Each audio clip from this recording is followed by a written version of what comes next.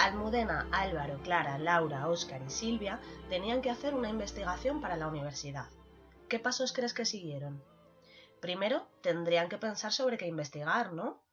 Justificación. Ante la aparición de nuevas metodologías docentes basadas en las TICs, se preguntaron, entre otros aspectos, qué beneficios aportan frente a las tradicionales y si los centros educativos están preparados para desarrollarlas. Entonces pudieron definir qué metodologías docentes basadas en las TICs son más adecuadas para primaria, qué destrezas ayudan a desarrollar en los alumnos y cómo influyen en su aprendizaje. Lo que les llevó a pensar cómo conseguir un método lúdico con las TICs que sea atractivo para primaria y qué juegos basados en las nuevas tecnologías son más favorables en cada asignatura. A partir de aquí, les fue posible plantear ya qué iban a investigar: la utilidad de los juegos basados en las TICs en el aprendizaje de matemáticas en primaria. ¿Y cuál sería el siguiente paso? Tendrían que pensar qué cosas concretas quieren medir. Objetivos. El principal reto sería analizar si los juegos basados en las TICs son útiles en las clases de matemáticas de primaria. Y concretando más, también tendrían que comparar si los juegos basados en las TICs aportan más ventajas que las metodologías tradicionales y valorar su éxito en matemáticas en primaria. Investigar qué se puede trabajar con ellos. Determinar su impacto en el interés de los estudiantes por la asignatura. Medir su implantación y evolución. Profundizar en los juegos que son más adecuados para cada área de matemáticas en primaria. Marco teórico. Como no encontramos ningún estudio sobre el papel de los juegos TICs en matemáticas, decidimos investigar en 3 frentes diferentes. En primer lugar, estudiamos las diferentes teorías sobre el papel del juego en el proceso de enseñanza-aprendizaje.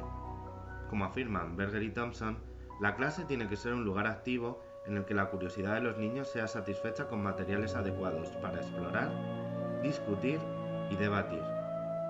Por esto, el juego tiene un importante papel en todo aprendizaje significativo.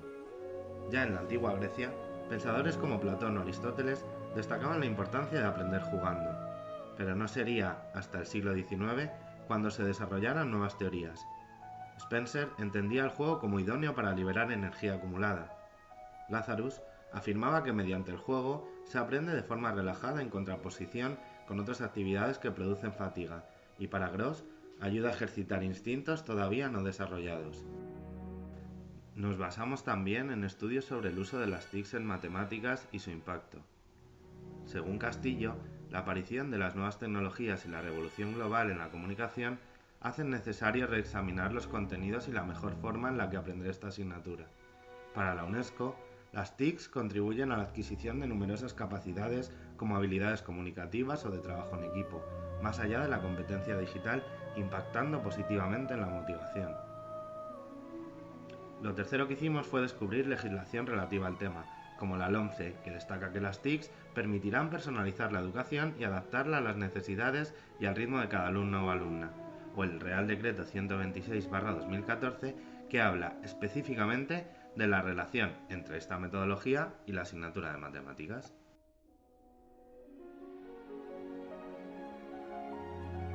Planificación y diseño de investigación. Se planificó y diseñó la investigación para la obtención de conocimiento básico, es decir, describir, explicar, predecir, controlar y comprender el tema a investigar. Y se hizo a través de una vía inductiva, para descubrir conclusiones generales. Y desde un posicionamiento en los paradigmas positivista e interpretativo.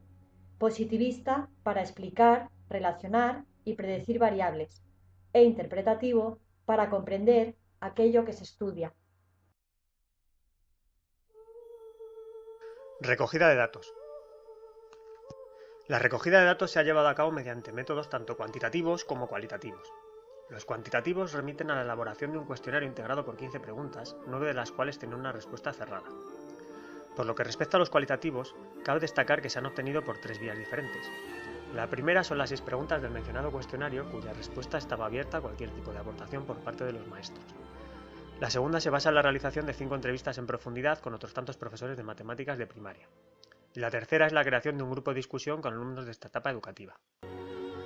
Dado el tiempo y los medios materiales con que contábamos para desarrollar esta investigación, decidimos optar por una muestra de carácter no probabilístico intencionado, para entender que podía ofrecernos información de calidad con la que llevar a cabo un análisis que nos permitiera obtener conclusiones interesantes respecto al objeto de estudio seleccionado.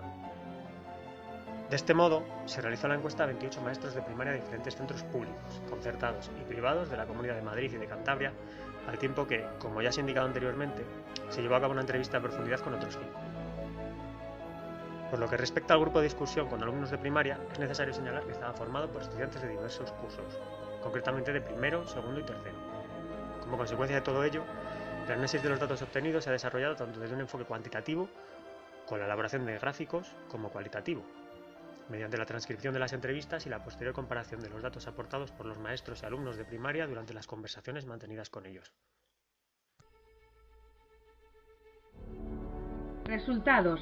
Una minoría no usa aún las metodologías TICS, principalmente por la falta de recursos, como la falta de pizarra digital o de ordenadores y tabletas por cada alumno. En menor medida no lo hacen por considerar más eficientes otras metodologías o por la falta de formación del profesorado en TICS.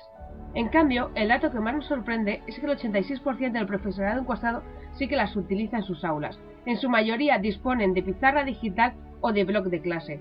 En general, lo hacen desde hace poco tiempo, en torno a 3 años, contemplando en sus programaciones de matemáticas el uso de páginas web, aplicaciones como JClick, blogs, plataformas y recursos institucionales como Descartes o Medusa, o los recursos que ofrecen las editoriales.